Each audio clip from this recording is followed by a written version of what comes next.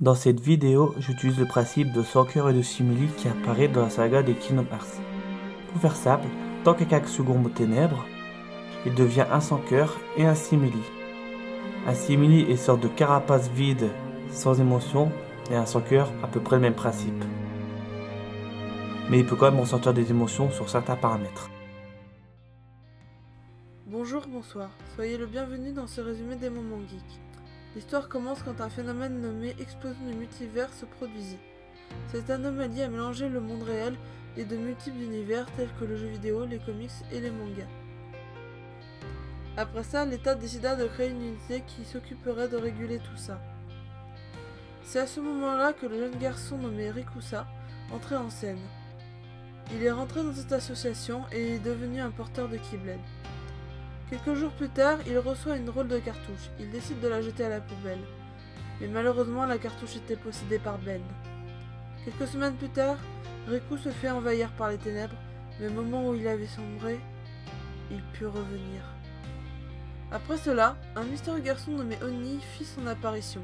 Rikusa et Oni ont vite sympathisé, mais quelque temps après ça, Ben enferme Riku dans un monde virtuel. Rikusa réussit à sortir et scelle la cartouche de Ben. Quelques mois plus tard, un membre du conseil des 4 nommé le maître Taku vient voir de temps en temps si tout se passe bien. Puis encore quelques temps plus tard, Rikusa ressent un mauvais pressentiment et il part s'entraîner.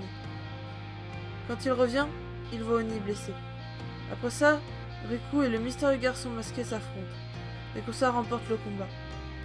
Et enfin, on découvre que Oni est le simili de Rikusa, apparu après que Riku ait succombé aux ténèbres. Et également que le maître Taku était son sans-cœur. A la base, le sans-cœur de Riku était gentil, mais il a trouvé la cartouche que Rikusa avait scellée et jetée, et donc au contact de cette dernière, Ben a pris possession de son corps. Rikusa perdit la vie des mains de Ben. Oni et Ben ont ensuite livré un combat.